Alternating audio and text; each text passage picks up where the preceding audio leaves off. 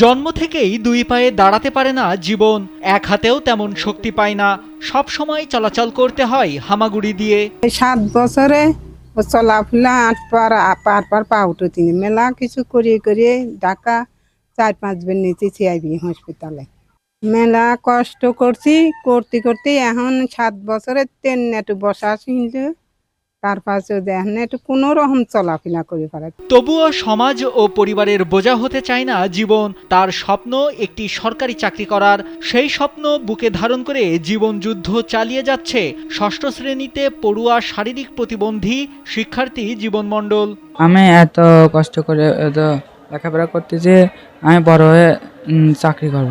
বাড়ি থেকে জীবনের বিদ্যালয়ের দূরত্ব প্রায় 2 কিলোমিটার। পাকা রাস্তায় হামাগুড়ি দিয়েই স্কুলে যেতে পারে না জীবন। ভ্যান বা অটোর জন্য রাস্তায় অপেক্ষা করতে হয়। অনেক সময় চালক জীবনকে গাড়িতে নিতে রাজি হয় না। বাড়ি থেকে আমি রেডি হয়ে স্কুলে যাওয়ার জন্য দাঁড়ায় থাকি, পথে দাঁড়ায় থাকি, আমার নেওয়ার জন্য কেউ নেয় না ভ্যানে। স্কুলে গিয়েও জীবনকে সিঁড়ি বেয়ে উঠতে হয় 3য় তলার শ্রেণীকক্ষে।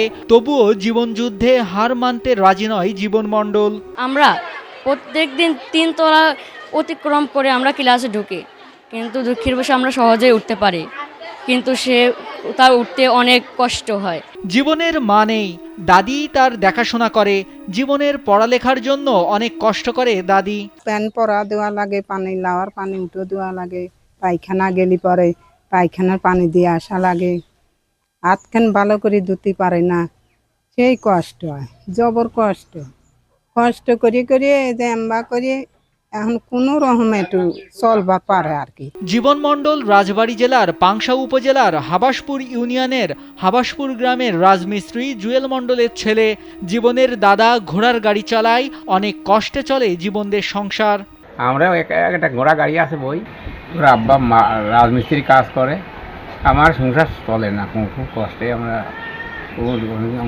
বরণ পোষণ দিই। হাবাসপুর কাশিমবাজার রাজ উচ্চ বিদ্যালয়ে পড়াশোনা করে জীবন। জীবনের জন্য 3 তলার শ্রেণীকক্ষ নিচতলায় করতে চেয়েছিলেন ওই বিদ্যালয়ের প্রধান শিক্ষক চাঁদ আলী, তবে জীবনই তা করতে দেয়নি। সে স্কুলে আসতে পারে না, বহুত কষ্ট হয় তাকে।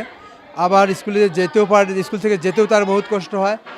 এই অনেক সমস্ত ছেলেপেলে স্কুল থেকে চলে যায়, ওই ছেলেটা দাঁড়িয়েই থাকে, কোনো বাহন পায় না। আবার এই 4 তলায় উঠতেও ছেলেটার কষ্ট। আমি অনেক সময় বলেছি যে এই ক্লাসটা আমি নিচতলায় নিয়ে যাই, ওই ছেলেটা বলে না স্যার আমি কষ্ট করে উঠতে পারবো। জীবন মণ্ডল সমাজের বোঝা হতে চায় না, পরিবারের বোঝা হতে চায় না। তার স্বপ্ন পূরণে সমাজের বিত্তবানদের এগিয়ে আসা উচিত বলে মনে করেন এলাকার সচেতন মহল। নাইমুল হাসিব, কালবেলা।